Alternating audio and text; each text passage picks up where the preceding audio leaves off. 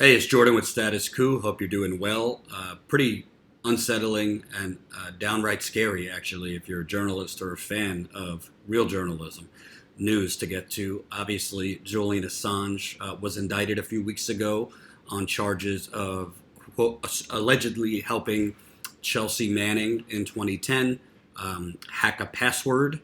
And as I reported, and many others reported, there were likely more charges to come because the government, that would be the CIA, Department of Homeland Security, Department of Defense, essentially the entire military industrial complex was essentially trying to go after Assange, not because he broke any laws, but because he exposed what the United States military apparatus is really doing around the world. And that is war crimes, that is, wars based on false pretenses, that is killing innocent people all around the world. That is the real reason they are going against Julian Assange, not because he's endangered classified information, which, if you know the history of the military, a lot of things they classify pose no threat to the United States security, pose threats to the United States oligarchy, and would definitely possibly create mass revolt if people knew the full extent of what we're doing around the world. Let me give you the details on now 18 charges against Julian Assange. Federal prosecutors charged WikiLeaks founder Julian Assange with espionage Thursday for conspiring to reveal national security secrets in what they described as one of the largest compromises of classified information in U.S. history. The Justice Department revealed 18 charges against Assange. They include allegations that he aided and abetted former Army intelligence analyst Chelsea Manning's efforts to leak classified documents to the anti-secrecy group and committed a crime by publishing them on the internet. Quote, "This release made our adversary stronger and more knowledgeable." Please. And the United States less secure, said John Demers, Assistant Attorney General for National Security.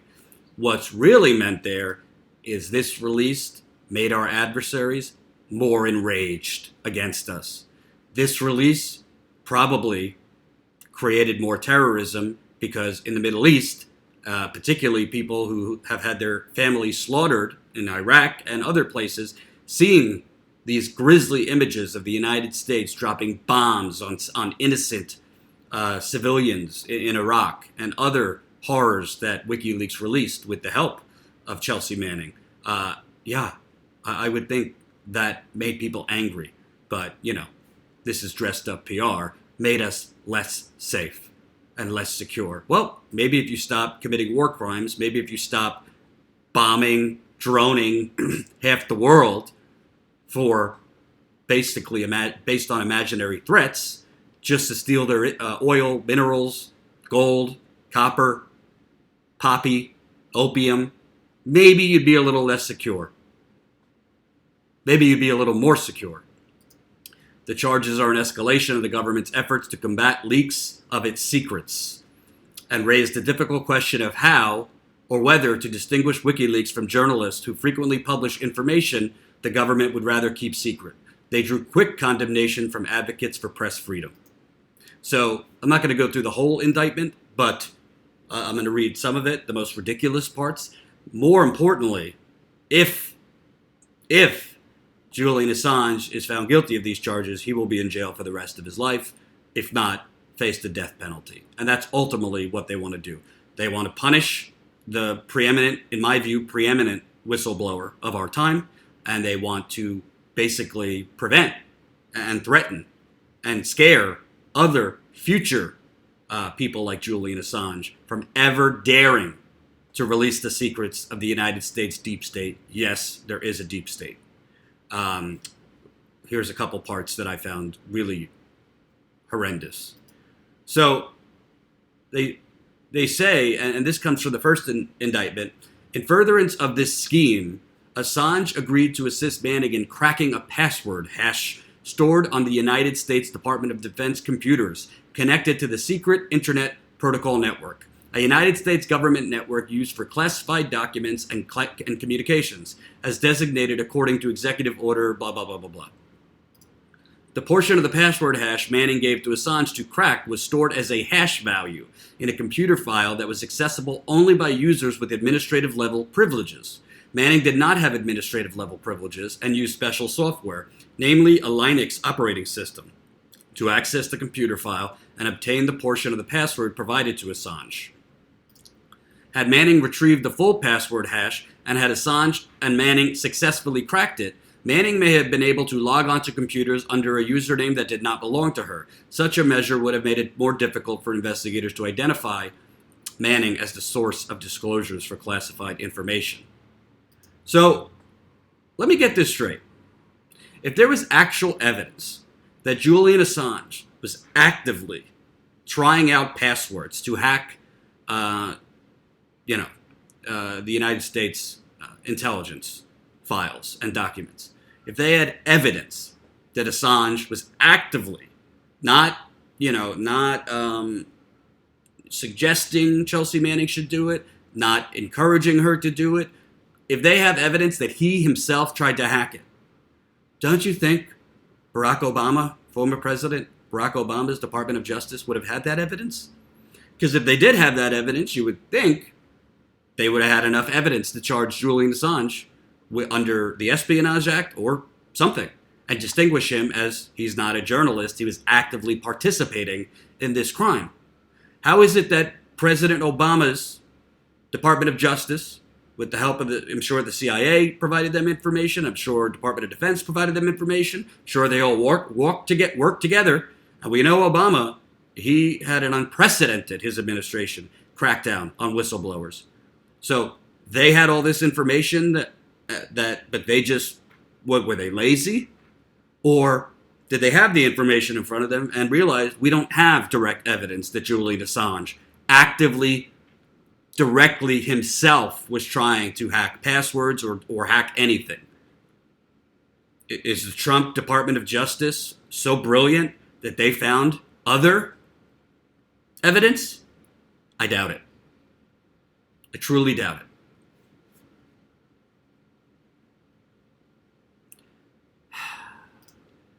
This was another crazy part. Assange, WikiLeaks affiliates, and Manning shared the common objective to subvert lawful restrictions on classified information and to publicly disseminate it. So what? That's not a crime. That WikiLeaks and Manning had the same objective to subvert lawful restrictions. So did the New York Times when they released the Pentagon Papers. Same thing with the Washington Post. I mean, the New York Times just did a pretty in-depth story on Trump's taxes. I'll read this part to you. They got the taxes. The data printouts from Mr. Trump's official Internal Revenue Service tax transcripts with the figures from his federal tax form, the 1040 for the year 1980, for the years 1985 to 1994, represent the fullest and most detailed look to date at the president's taxes. How did the New York Times get Trump's taxes from the IRS? Do they have a mole within the IRS? Probably.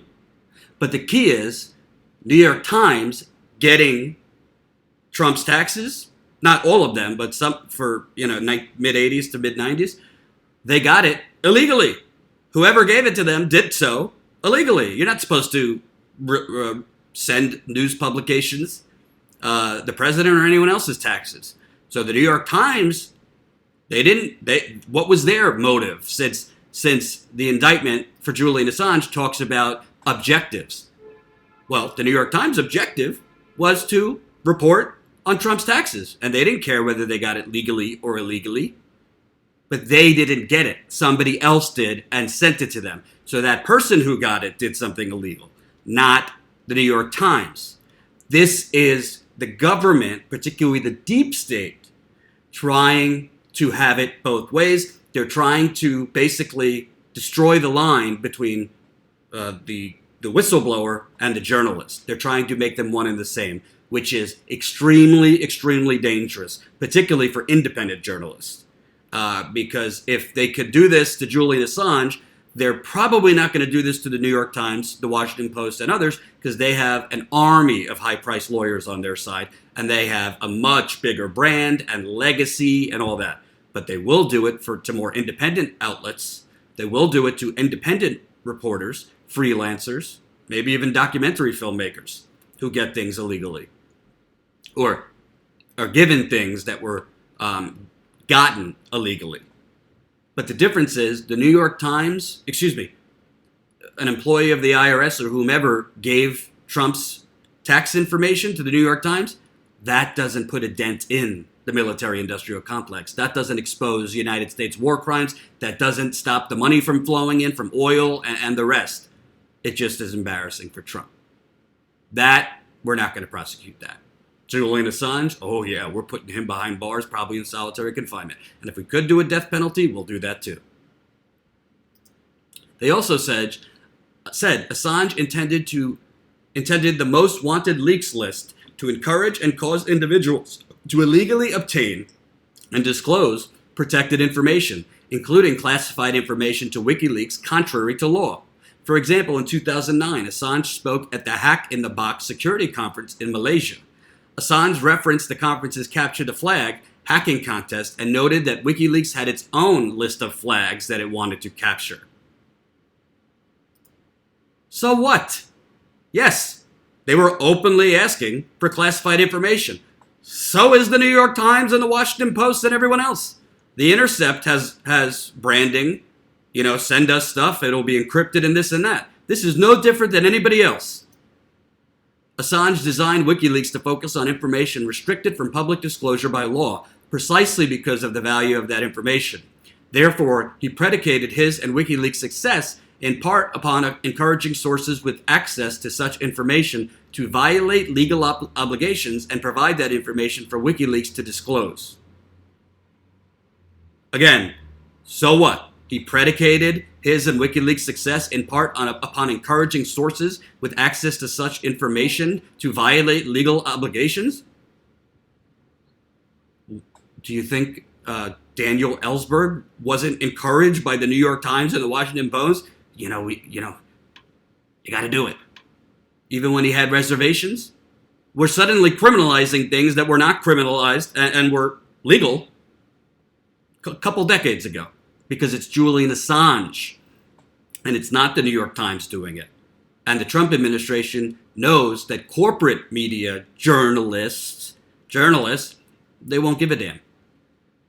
Because it doesn't affect them. And they don't like Julian Assange because of the propaganda and this McCarthyism that's painted him as, with the Russians.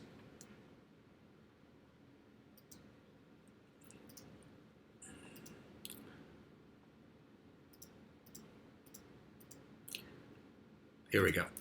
Between and around January 2010 and May 2010, consistent with WikiLeaks' most wanted leaks solicitation of bulk databases in military and intelligence categories, Manning downloaded 4 nearly complete databases from departments and agencies of the United States. These databases contained approximately 90,000 Afghanistan war-related significant activity reports, 400,000 Iraq war-related significant activity reports, 800 Guantanamo Bay detainee assessment briefs, and 250,000 U.S. Department of State cables. The United States had classified many of these records up to the secret level pursuant to Executive Order Number 13526 or its predecessor orders. Manning nevertheless provided the documents to WikiLeaks so that WikiLeaks could publicly disclose them on its website.